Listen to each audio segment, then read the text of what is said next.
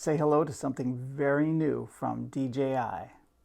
I'm holding here DJI's first ever first-person view drone. That's right, it's the first one that is ready for racing.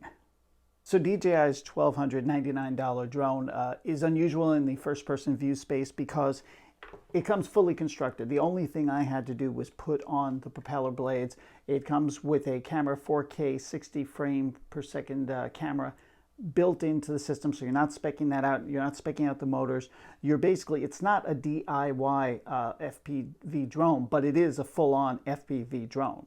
Now for $12.99 you get the FPV drone, you get the FPV version 2 goggles, and you get this brand new standard remote. So what's an FPV drone all about? Primarily, you're going to be using the remote, but really flying through these goggles. And what does that do? That puts you on board on the drone. You're looking directly through the camera. I've never done this before. I've been flying drones for like a decade, and I've always done it with a remote control, with a phone attached, and I'm looking at there. It's a completely different experience when you're flying this guy and you're looking through here. It also gives you that crucial moment-by-moment control that's needed if you're actually doing drone racing. So let's start by talking about DJI's FPV drone. So we mentioned the camera, which is on a gimbal, but it's only a single axis, so it's up and down. It has on board, you have an SD card slot and also a USB port for charging it up if you want. There's a really huge battery that's jammed into here, so that's one of the reasons you see this sort of new look to it. The battery goes in there. The battery is rated for approximately 20 minutes of flight time. I've never really gotten that, but I think that's kind of understandable based on the way that you're flying it. So we've got the new motors. This is not a foldable drone, and in fact, it's kind of a heavy-duty drone. It's this body is metal, and so it has more weight to it than your typical DJI drone. Unlike a typical FPV drone, which really doesn't have any sensors, we have GPS in here. We have a couple of sensors on the bottom for landing and taking off. We also have some sensors up front, some collision sensors up here. So you can actually fly this drone in much the same way that you might fly a typical DJI drone. The new remote gives you a sense of some of the differences between the FPV drone and, say, a standard DJI Mavic drone, for example. So this is the big antenna, folds out here. The joysticks are like that, and they will snap right back to center point. However, because racers like more control, and sometimes they don't want them to snap back like that, that would mess them up on the course, you can actually peel off the back of this here. You can peel off the back, and you can use an Allen wrench to adjust this so it doesn't actually, so it floats and stays in position while you're using it. There's a gimbal control, which, obviously you've got up and down, so that's the gimbal control for the camera. You've also got, your standard, so that's your record button and your camera take a photo button. You've also got, and this is kind of interesting, you've got a sort of a hard brake, you can stop, and your hard brake system, which tries to stop the drone as quickly as possible. You've got a nice lanyard thing if you want to hold it, because this remote is one of the heavier remotes that DJI has had for its drones. Let's talk a little bit more about the goggles. This is version 2 of their FPV goggles. The original version, the FPV version 1, some people were using with other drones. So this is the first time that DJI is pairing this drone, these goggles with a drone of their own, and that's part of the $12.99 package, is the headset, the drone, and the remote control. The only thing you have to assemble is you have to put these antennas on. Yes, you do look a little bit silly when you're wearing this. Inside, you've got a couple of displays for a 1440 by 810 view. I actually didn't have to do much adjustment at all. It fills your field of view there. You do have to use, because you're not using the phone, you're really using the interface inside the screen. There's a tiny little joystick on here. That's how you control it.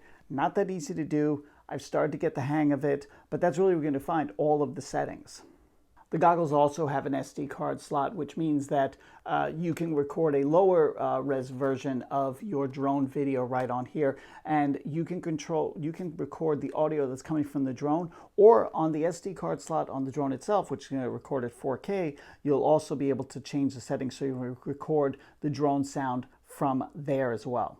One more interesting thing about the goggles, this is the battery pack for them. So what happens here is you have to keep the battery pack plugged into the goggles to keep them on. There is no onboard battery here. So I usually slip this into a pocket or my back pocket or something like that, and the cable ran around me. It wasn't a big deal. It's just a little bit odd. Now, for additional $199, you can get this motion controller remote control.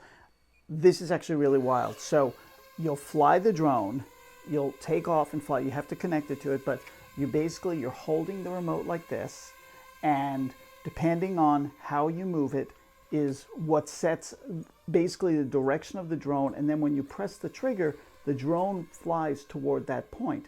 It still has, it's actually because it's, the drone can go 87 miles an hour. So because it can go so fast and there's potential of running into something, there's a big brake button right on it. So that's kind of important, and it's right there to just stop it as hard and fast as you can. One of the other really important things about DJI's FPV drone, and also that sets it apart from others, is that you actually have these settings. You can fly, you have a choice, and you'll have it right here. It's on both remotes.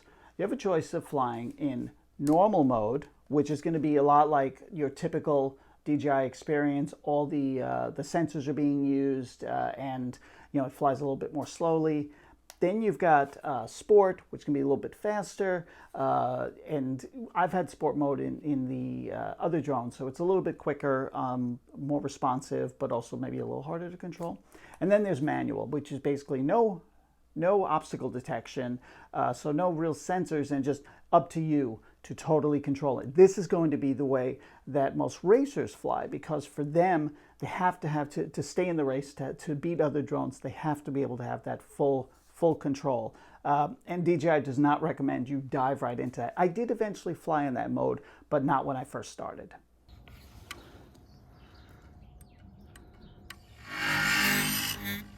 So let's talk honestly about my flights. The very first flight was a bit of a mess. I wasn't prepared for the speed of this thing, controlling it, looking through I felt like I couldn't see what was going on around me.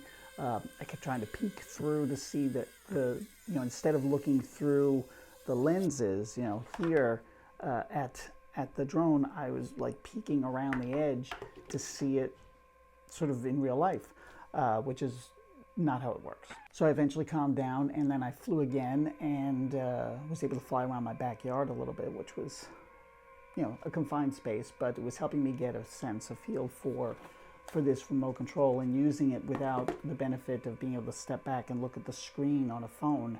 I was really just looking through this little headset. But I got the hang of it, and I also went up in the air, but I noticed that at higher altitudes, this drone, it's really not built for that. It's built for racing. I mean, you don't have to be that high. You can, and the footage is decent, but it's not really what it's about. Also, this camera is 150 degrees wide angle, and it is curved. I mean, definitely the imagery is curved, but again, I think it's really about speed and movement and racing and avoiding obstacles, and not necessarily that perfect flat plane of the horizon. So eventually I was able to take this out into the open. I went down to a pier by Jones Beach and just let her go. And it was exhilarating. The feeling of flying basically with the drone through the headset was great. It goes 87 miles per hour. It can take turns really fast. It can, almost basically like turn on a dime. One thing I did notice is that while I really enjoyed flying this thing, is that the battery life, which is supposed to be about 20 minutes per battery charge, it never really reached that. And I don't know if that's because it was always flying against a headwind, and when it flies, it really leans into the wind. And you can see that a lot because the gimbal is only up and down, so the camera's turning like this. But it wasn't a big deal. It's just that, if you want more battery life, you're gonna have to spend for the fly more, and then you get it's like $299, you get a second battery. Overall, I think this is a great first entry for DJI into the FPV flying space. I had a lot of fun flying it. It's certainly a skill to learn, so it's not just, DJI simplifies it as much as possible, but flying an FPV is a skill in and of itself. And so, if I had more time, I think I would learn to get really good and try this out on a track.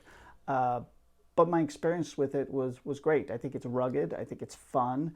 I wish the battery life was a little bit better. The camera is good. You know, it shoots great footage if it is a bit curved. You know, I think the price, $12.99 for the drone, the headgear, and the remote, I actually think that's a good price. Thanks for watching. Remember to rate, review, and subscribe.